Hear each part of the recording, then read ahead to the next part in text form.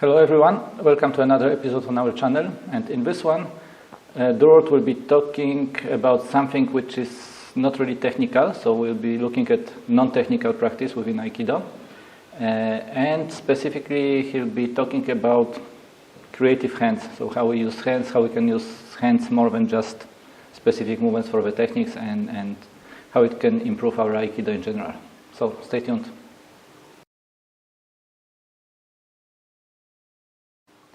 Okay, so let's take a look at what we're calling sort of creative hands here.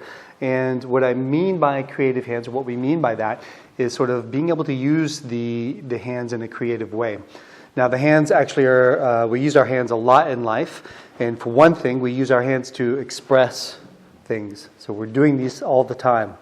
You know, different gestures and whatever, and it just kind of comes out naturally. Right? So this happens a lot. So our hands already are naturally creative. Now another thing that our hands do often is feel. So we use our hands to, heat sensor, to grab things, to touch, to feel like certain textures. So the hands they give us a lot of information. So we have got a lot of possibilities here with the fingers, the mobility of the wrist, and just being able to move the hands in so many different ways.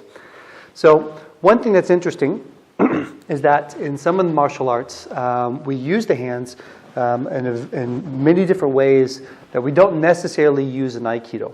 Okay, so we do lots of different blocks and things like that use the hands in different ways that we don't really see in Aikido.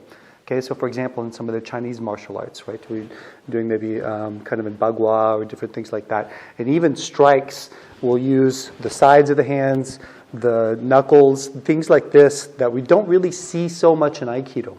Okay, so we want to start to get into that. Now, one exercise that we can do just to sort of let the creativity out through the hands is starting with a basic grab.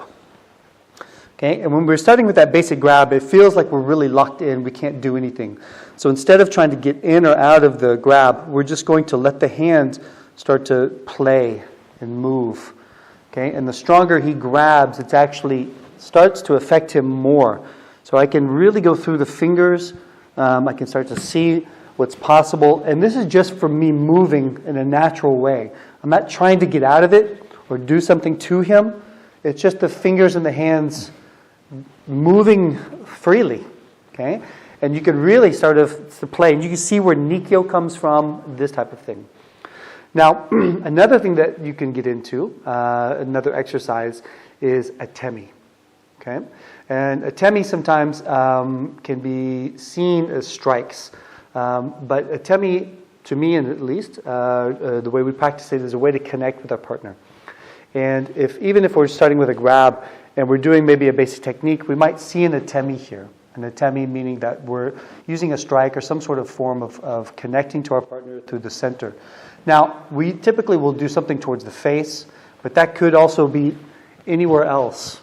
Okay, and so we can start to play with how that looks. Okay, being creative with the hand. So just coming in and allowing the hand to sort of like find different spots that might be interesting to connect with. And that might be actually correspond to spots that are on the center line, spots that tend to be sort of pressure points, things like this that we might learn, even healing points, things like that. And you can play around with that and just sort of let the creativity come out. When we do this in the spirit of Aikido, we don't really want to do it in the way that we want to hurt our partner or anything like that. But it's more of like seeing what the possibilities are and seeing what the hands are able to do with fingers, knuckles, right?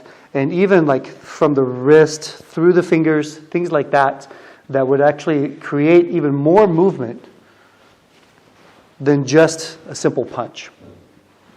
Okay? So this leads into a lot of different possibilities, a lot of different areas. There are many more ways to explore this. And if you have any other ideas, please leave that in the comments below. We might do some more videos on the hands or even other parts about being creative with the intelligence. So look forward to that. And we'll see you in another video. Thank you.